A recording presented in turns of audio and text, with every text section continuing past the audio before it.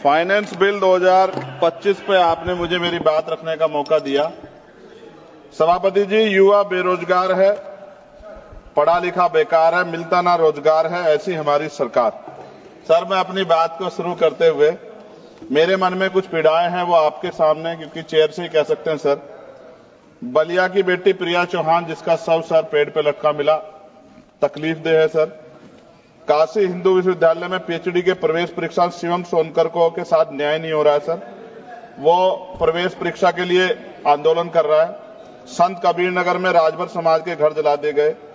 मथुरा में होली पर दलितों पे हमला हुआ और जेल भी वही गए। गोरखपुर में एक 13 साल के लड़के को मार दिया। आज उसके परिवार से बात हुई, उसकी मां तड़प रही थी। सर, और बिहार में मौलाना फिरोज को पुलिस ने पीटा। अब मैं सर अब बजट पे आता हूं। निजीकरण से आरक्षित वर्गों के लिए नौकरी के अवसर कम हो रहे हैं। सर, सरकार बताए कि राष्ट्रीय संपत्ति को बेचकर पूंजीपतियों को फायदा पहुंचाने की नीति कब बदलेगी। जीडीपी का केवल 2.9% शिक्षा पर और 1.98% स्वास्थ्य पर खर्च किया जा रहा है। सरकारी अस्पतालों में डॉक्टर दवाइयां नहीं है। शिक्षा और स्वास्थ्य बजट पर जीडीपी का कम से कम 6% पैसा खर्च किया जाए। जो गवर्नमेंट अमेंडमेंट नंबर 144 है, उसमें आपने रिटायर्ड कर्मचारी अधिकारियों की पेंशन को कम करने का प्रावधान किया है। मेरा सरकार से आग्रह, इस अमेंडमेंट को वापस लेकर पुनः पेंशन की पुरानी प्रक्रिया बहाल की जाए। सीएमआई की 2024 की रिपोर्ट के अनुसार भारत में बेरोजगारी दर 8% से अधिक बनी हुई है। युवाओं के लिए नए रोजगार सृजन कोई ठोस नीति बजट में नहीं थी। केंद्रीय बजट 2025 मनरेगा तथा आवंटन 86,000 करोड़ रुपए पर अपरिवर्तित कार्यक्रम 9,754 करोड़ रुपए के घाटे पर चलने के बावजूद 2025-26 के बजट में धन आवंटन में कोई बढ़ोतरी नहीं की गई, जबकि मनरेगा ग्रामीण रोजगार में महत्वपूर्ण भूमिका निभाता है। लगातार रुपए कीमत गिर रही, जो चिंता का विषय, ये हम प्रधानमंत्री जी के मुंह सुनते थे जब वो मुख्यमंत्री हुआ करते थे। प्राय देखने में आता है किसान अपने ऋण के कारण आत्महत्या कर रहे हैं और सरकार उनके ऋण माफ नहीं कर रही, जबकि दूसरे बड़े उद्योगपति और कंपनियों का ऋण माफ किया जा रहा है। यह निंदनीय है। सरकार को किसानों की ओर ध्यान देना चाहिए, उनका ऋण माफ करना चाहिए।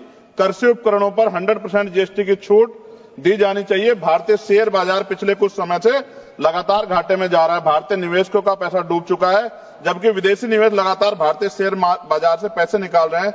सरकार को इस ओर भी ध्यान देना चाहिए। कोई भी कर्मचारी अपने कुल वेतन पर वर्ष के अंत में टैक्स चुकाता है, परंतु उसके बाद भी खरीदी गई वस्तु पर कर देना पड़ता है। इस प्रकार के दोहरे कराधान से उसकी आर्थिक अक्षति होती है।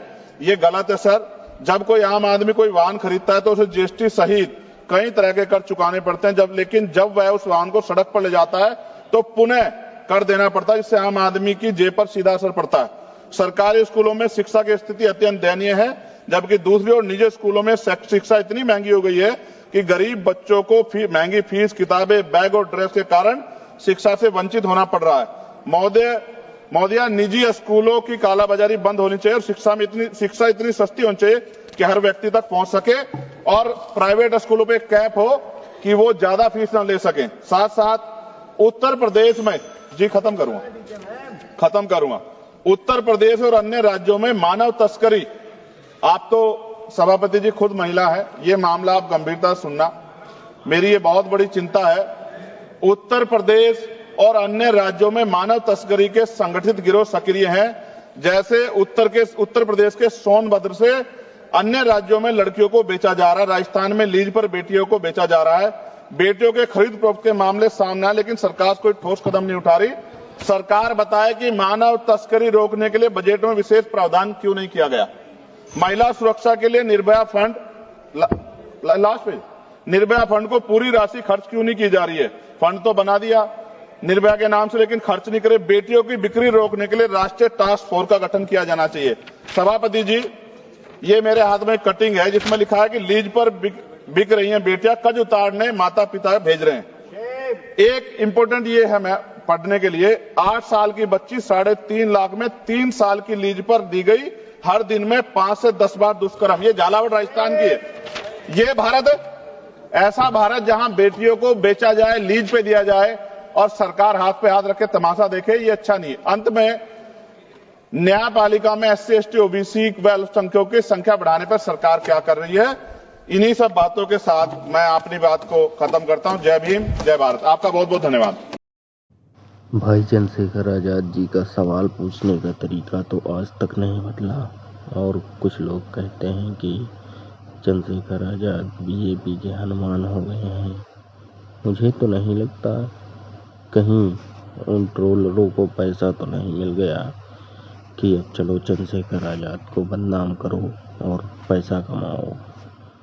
ऐसा नहीं करना चाहिए। ऐसा करने से आप अपने ही विश्वासता खोते हैं और भविष्य में आप किसी भी प्रकार की बात कहेंगे तो लोग नहीं मानेंगे।